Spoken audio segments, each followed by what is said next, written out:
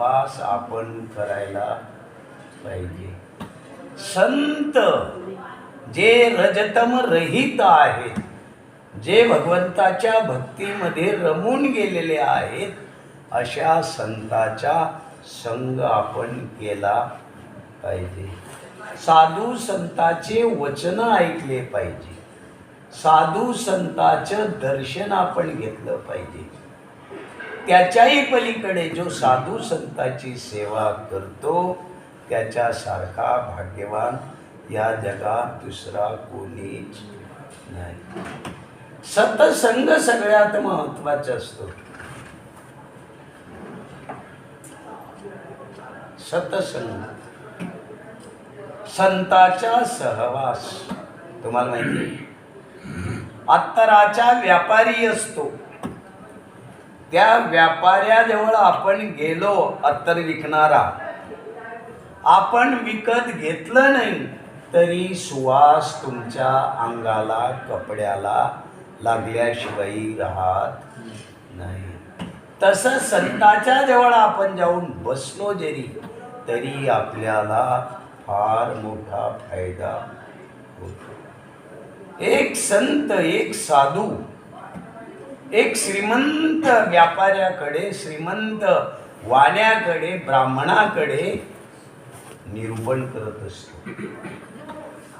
रोज रात्री श्रीकृष्ण भगवंताच्या कथा तो सांगत असतो. देवाच्या ज्या लीळा आहेत त्या लीळेचं तो वर्णन करत असतो. त्या गावामध्ये एक चोर असतो, अत्यंत बुद्धिमान चोर. चोर अत्यंत बुद्धिमान असतात, इमानदार असतात चोर. त्या चोरानं ठरवलं त्या दिवशी का आज आपल्याला चोरी करायची आहे, पण कुठे जावं.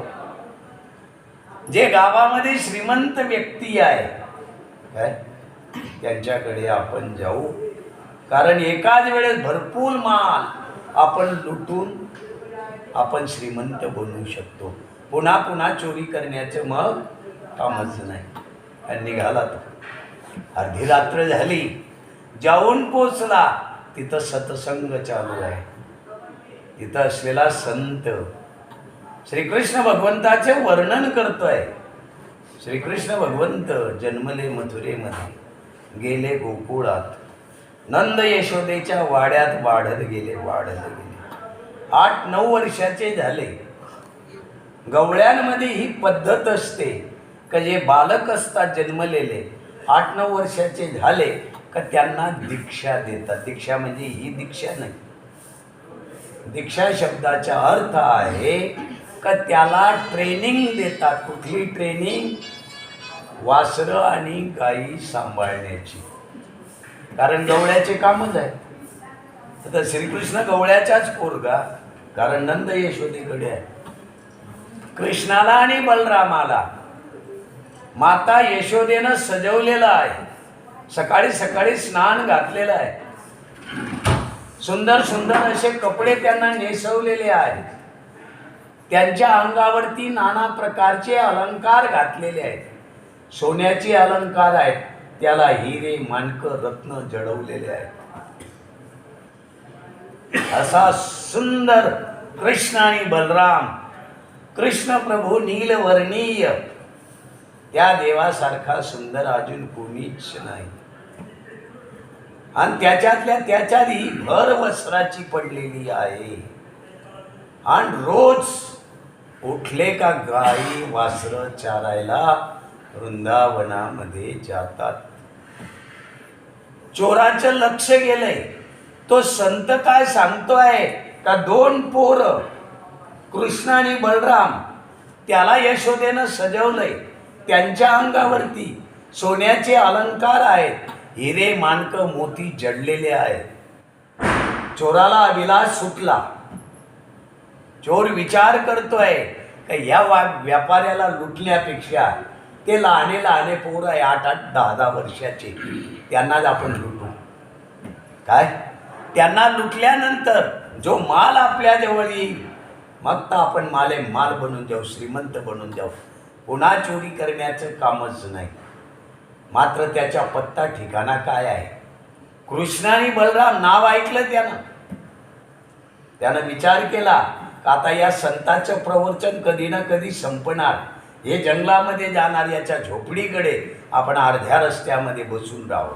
चोर निघाला, वरंड्यातून तसंच गेला तो. त्या रस्त्यावरती झाड असते, त्या झाडावरती तो बसला. साधू संत जे आहेत त्यांचं प्रवचन संपलं आणि ते संत निघाले. जंगलाकडे त्यांची झोपडी आहे, त्या बाजूला ते चाललेले आहेत. आणि ते संत धीरे धीरे चालत असतात देवाचं नाव घेत. या चोरानं पाहिले, चांदणी रात्र आहे, चोर झाडावरून उडी मारलेले, चाकू काढलेला आहे रामपुरी. त्या संताजवळ आलेला आहे, संताच्या गळ्याजवळ नेलेले आहे. सांग ते कोण आहेत? 2 बालक. कोणते बालक? अरे आता तुम्ही सांगत होते त्या श्रीमंत माणसाकडे, तुम्ही काहीतरी सांगत होते का त्यांच्या अंगावर सोन्याचे अलंकार आहे, हिरे माणकं मोती जडलेले आहेत, आणि ते रोज वासरं चारायला जातात. कोण आहे ते? म्हणतो कृष्ण आणि बलराम. म्हणे हो. अरे मूर्खा, ते द्वापार युगाची गोष्ट आहे आणि हे कलियुग आहे, ते मला माहिती नाही, तू खोटं बोलतोय. मला त्या 2 बालकाचा पत्ता पाहिजे, पा चाकू, नाही तर तुझ्या पोटातच घालून देईल. तो म्हणतो थांब थांब. संताला माहिती आहे शेवटी हा चोरच आहे, हा याचा काही भरोसा नाही. संताला वाटलं चल सांगूनच देऊ. चोर म्हणतो पा, तू जर सांगितलं ना अर्धा माल याच्यातला तुला, काय मी आनंद लुटून अर्धा माल तुला देणार, सांग नाव. तो म्हणतो ठीक आहे. ते आहे कृष्ण आणि बलराम. ते राहतात गोकुळमध्ये. गोकुळमध्ये इथून किती अंतर असेल? 30-35 किलोमीटर आहे. निघाला चोर, कृष्ण आणि बलरामाचं नाव घेत घेत चाललेला आहे. कृष्ण प्रभूचं नाव उच्चारतोय, तो चाललेला आहे. संध्याकाळ होऊन गेली. गोकुळामध्ये प्रवेश केला. गोकुळातले ते गवळी पाहिले, आधी गवळी बरेच आहेत तिथं. त्यांना विचारलंय का रे कृष्ण आणि बलराम कुठं राहतात, जातात कुठे ते? म्हणजे रोज ते वासरं चारायला जातात, चारायला जातात. पण कुठे जातात? म्हणजे वृंदावनमध्ये. वृंदावन कुणीकडे? म्हणजे असं पुढं जा, तिथं जाय वृंदावन.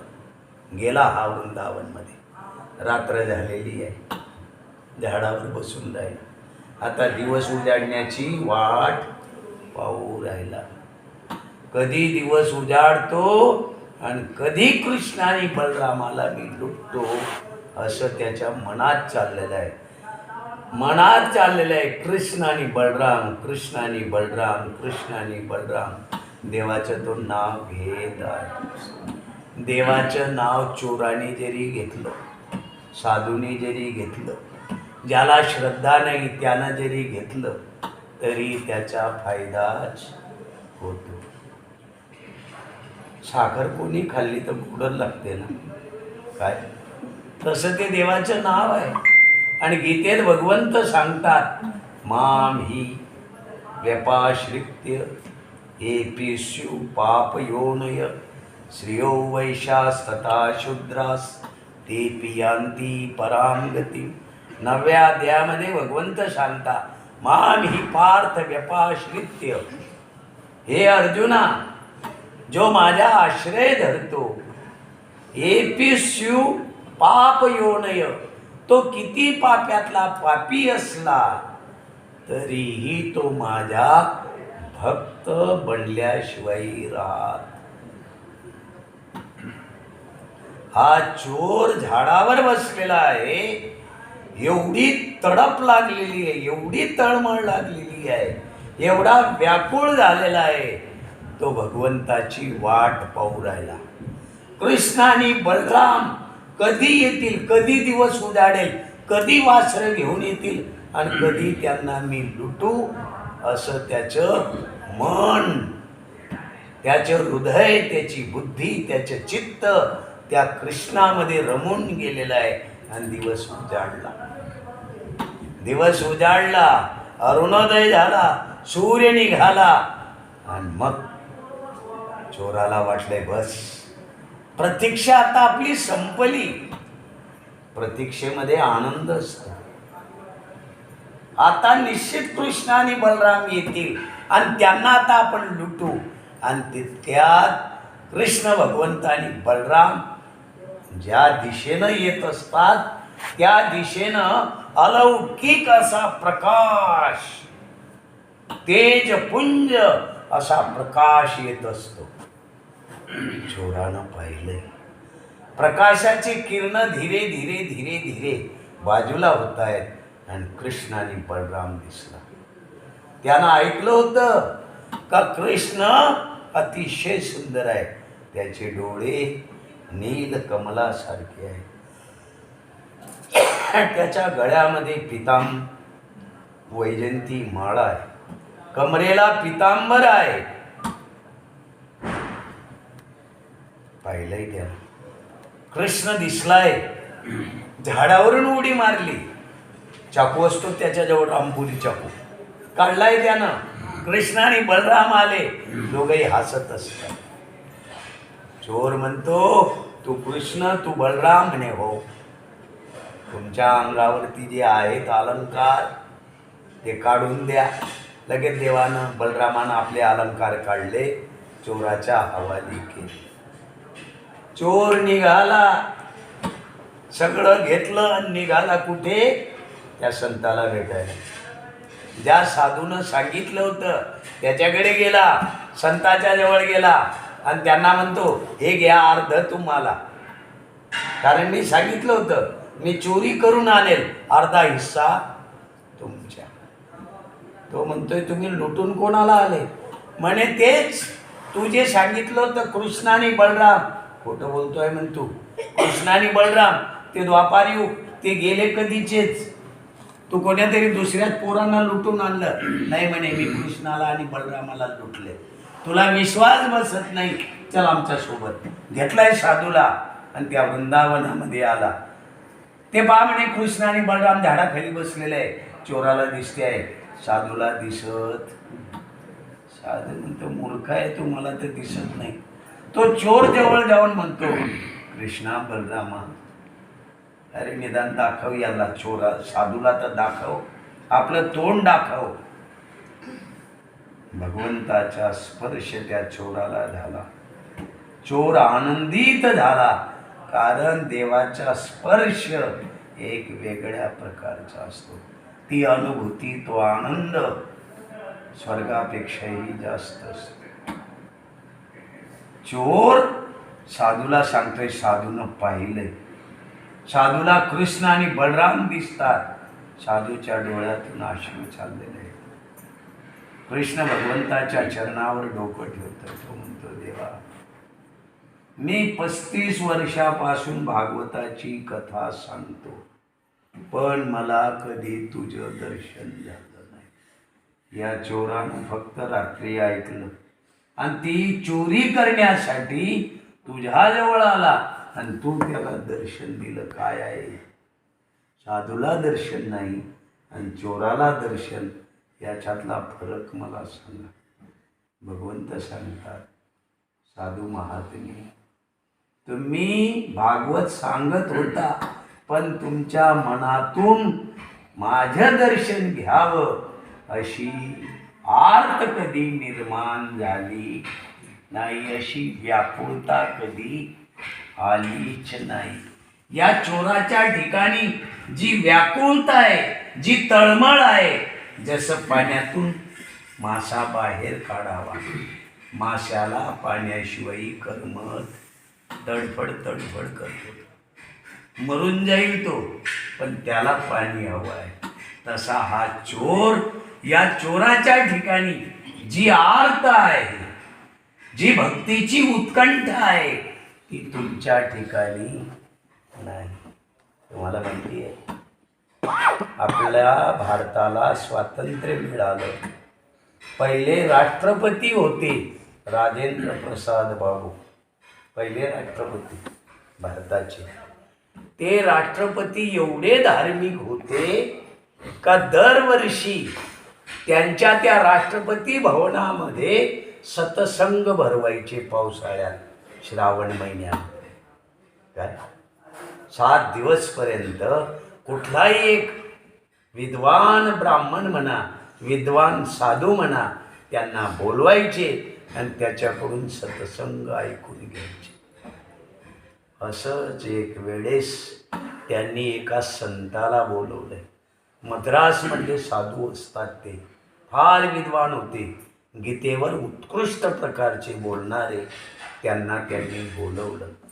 7 दिवसपर्यंत सत्संग ऐकला आणि 8वा दिवस समारोपाचा. शेवटी आपण समाप्त करतो ना, त्या दिवशी पार्लमेंटचे संपूर्ण मेंबर बोलवलेले आहेत. 300, 350, 500 सगळे बसलेले आहेत. त्या संतांचा स्वागत केलेलं आहे. संताला आता निरोप द्यायचा आहे. राजेंद्र प्रसाद बाबू राष्ट्रपती त्यांना एक प्रश्न विचारतात. काय महत्वाचा प्रश्न आहे.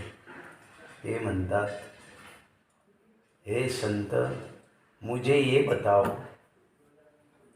का लक्ष्य सामने दिख रहा है और साधक उसी रास्ते से चल रहा है, फिर भी लक्ष्य तक पहुंचता नहीं. आपल्याला समोर दिसते आहे, आपल्याला काय हवं आहे ते समोर दिसते आहे, त्या रस्त्यानं आपण चालतोय, तरी आपण तिथं पोचत नाही. याला कारण काय? त्यांना असं वाटलं राष्ट्रपतींना की हे लंब मोठं लेक्चर देतील 1-1.5 तास, पण नाही. त्यांनी फक्त एकच शब्द सांगितला कि जब तक प्राणों में व्याकुलता नहीं, तब तक लक्ष्य को आप प्राप्त नहीं कर सकते. तुमच्या आत व्याकुळता पाहिजे, तळमळ पाहिजे, तोच भेटावा, तोच व्हावा, त्याचं दर्शन व्हावं. असं जोपर्यंत तुम्हाला वाटत नाही, तोपर्यंत ते साध्य फार लांब राहते. खरी गोष्ट. आपल्या अंतःकरणात व्याकुळता पाहिजे. ती कशी असते? एका गावाच्या बाहेर झाडाखाली, रानामध्ये, जंगलामध्ये एक संत पुरुष बसलेले आहे. ध्यानमग्न आहे, डोळे लावलेले आहे, हातामध्ये गाठी आहे आणि भगवंत कृष्णाचं नामस्मरण चालू. अचानक तिथून योगायोगानं नारदजी चाललेले असतात. ते नारदजीनं पाहिले, अरे संत बसलेले आहेत, चला संताच्या जवळ जावं. आले नारदजी, त्यांच्या हातामध्ये तंबोरा आहे, नारायण नारायण करत. संतानं डोळे उघडले, अरे नारदजी आले, नमस्कार केला. नारदजी म्हणतोय, मी द्वारकेत चाललो. नारदजी त्या साधू संताला सांगतायत, मी द्वारकेत चाललो भगवंत कृष्णाला भेटायला. तुम्हाला काही मागायचं आहे काय? कारण तुम्ही भक्ती करतायत ना, तुम्ही ध्यानमग्न बसलेले आहेत ना, तुम्हाला काही मागायचे आहे का? मला सांगा, मी निरोप देतो देवाला. तो साधू म्हणतोय, मला काहीच मागायचं नाही, काहीच मागायचं नाही. अरे येड्यासारखा काय बोलतोय? अरे मी चाललेलो आहे, काहीतरी सांग, काहीतरी मागायचं असेल सांग. म्हणे मला काहीच मागायचं नाही, काहीच मागायचं नाही. आपण सहसा भक्ती कशी करतो? स्थानाजवळही जातो ना, माझं असं होऊ दे, माझं तसं होऊ दे, माझ्या मुलीचं लग्न जमत नाही, माझ्या पोराचं होत नाही, नोकरी लागत नाही, शेती पिकत नाही, कर्ज झालेलं आहे, कुठेतरी केस चालू आहे, याच्या पलीकडे आपण काहीच करत नाही. देवाची भक्ती अशी करायची असते काय? हा तर सौदा करतो आपण त्याच्याशी. दुकानावर जातो ना, पैसे घेतो, माल घेतो, तशी देवाला भक्ती देतो आणि आपला माल देतो. व्यापारी हा धंदा आपण करतो काय? भगवंताची भक्ती अशी नसते. भगवंताची भक्ती कशी असते? कुंती मातेला श्रीकृष्ण भगवंत सांगतात, आते बुवा, मी द्वारकेत चाललेलो आहे. आता युद्ध आटोपलंय, पांडवांना राज्य मिळालं, मी आता माझं काम आटोपलंय, मी निघालो. तुला काही मागायचे? माग काय पाहिजे, मी सगळ्यांना काही काही दिलेलं आहे, तू मागून घे. कुंती म्हणते देवा मला काहीच नको. नाही, तुला मागायलाच पाहिजे. ठीक आहे, मी मागते, तू देशील. जे मी मागल ते तू देशील. देवालाही विचार पडला काय मागणार आहे. कुंती म्हणते देवा मला तू दुःख दे. काय दे? कारण दुःखात मी देवाचं नाव आठवेल. सुखात आपण करतो सगळं ऐशाराम आहे, खाणं पिणं चैन आहे, कपडे लत्ते आहे, दुखलं का डॉक्टर आहेच. देवाचं नाव येते का आपल्याला? हा, दुख में सब कोई सिमरे, सुख में न सिमरे कोई, जो सुख में सिमरे दुःख काय को होई. आपण केव्हा देवाला आठवतो? पायात काटा घुसला का मग म्हणतो देवा हे काय केलंय. हे अरे मूर्खा, तू तर व्यवस्थित चालला नाही. तुला डोळे दिले, समोर काटा आहे, त्याच्यावर पाय ठेवल्यावर तो घुसणार नाही का? आपण सावधतेनं चालायला पाहिजे का नाही? दुःख का होते याला कारण अज्ञान. अज्ञानामुळे दुःख प्राप्त होते. ज्ञान झालं का दुःखाच्या वेगळे तुम्ही होऊ शकता. कुंती मातेनं मागलंय दुःख. काय ते म्हणते देवा तू मला दुःख दे. कारण संकट समयी आपण देवाचं नाव आठवतो, सुखात आठवत. तो नारद त्याला म्हणतोय साधूला अरे काहीतरी माग, भगवंताला मी मेसेज देतो. तो म्हणतो ठीक आहे, तुम्ही म्हणतायत ना, आग्रह करतायत ना, श्रीकृष्ण भगवंताकडे चाललेले आहेत ना, माझी एक विनंती त्या देवाला करा. देवाला सांगा असा एक बसलेला आहे महात्मा, आणि देवा त्यानं तुम्हाला एक विनंती केली का दर्शन कधी देणार. काय काय मागितलं? त्या भक्ताला तुम्ही दर्शन कधी देणार. बस एवढंच. म्हणजे हो एवढंच. नारदजी निघाले, द्वारकेत गेले. श्रीकृष्ण भगवंतांनी नारदाचं स्वागत केलं. कारण देवाला माहिती आहे नारदजी कसा आहे. स्वागत जर नाही केलं ना काय करेल नारद? नारदाचं काम कोणतं आहे? कळ लावायचे, त्याच्या पलीकडे काहीच नाही. भगवंतांनी नारदाचं स्वागत केलेलं आहे, नारदाच्या आदरातिथ्य केलेलं आहे, भोजन झालेलं आहे, सगळं झालं, विश्रांती झाली. नारद निघणार, त्याला आठवले. तो म्हणतो देवा आमक्या आमक्या गावाच्या बाहेर रानामध्ये जंगलामध्ये झाडाखाली एक साधू बसलेला होता. त्याला मी विचारलंय का मी द्वारकेत चाललेलो आहे भगवंताच्या दर्शनासाठी, तुला काही हवं आहे तर मागून घे, मीच सांगतोय. त्यानं काहीच मागितलं नाही. फक्त एकच त्यानं विनंती केली का त्याला दर्शन कधी देणार. श्रीकृष्ण भगवंत नारदाकडे पाहत आहे, हसत हसत म्हणताय ते ज्या झाडाखाली बसलेले ना भक्त, त्या झाडाचे जेवढे पानं आहेत तेवढे वर्ष लागतील तेव्हा मी दर्शन देणार. नारदजीनं कपाळावर हात ठोकला. कारण काय? ते झाड आहे चिंचेचं. चिंचेच्या झाडाला पाणी किती असतात कोणी मोजते? नारदजी चालला. नारदजीनं पाहिलंय तो साधू बसलेला. ओ साधू म्हणे बोला. काय सांगितलं देवानं? दर्शन देणार आहे का? अरे तुझं नशीब फुटलं. म्हणजे आलं काय? अरे धोबी का कुत्ता ना घर का ना गाठ का. भल्या माणसा घराकडे चालला जा, मस्तपैकी आपला संसार कर, बायका पोरं आनंदात राहा. अरे पण सांग तर खरी, दर्शन देणार आहे का? म्हणे हो दर्शन देणार आहे. बस एवढं ऐकलं आणि तो साधू अक्षरशः नाचायला लागला, कुदायला लागला, गायला लागला. डोळ्यातून अश्रू चाललेले आहेत, बेभान झालेला आहे, भान हरपलंय. देव दर्शन देणार, बस अजून दुसरं काहीच नाही. नारद म्हणतो, मूर्खा ऐकून तर घे, नाचतो काय, रडतो काय, हसतो काय, ऐक तर खरी. म्हण बोला, दर्शन देणार आहे ना. अरे पण ते पुढचं तर ऐक. पण पुढचे ऐकण्याची गरज.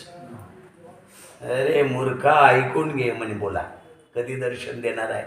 या झाडाचे पानं किती आहेत, चिंचेचं, एवढे वर्ष लागतील. तो भक्त म्हणतो, फार चांगलं, माझ्या अहो भाग्य. देवानं एकच झाड सांगितलं.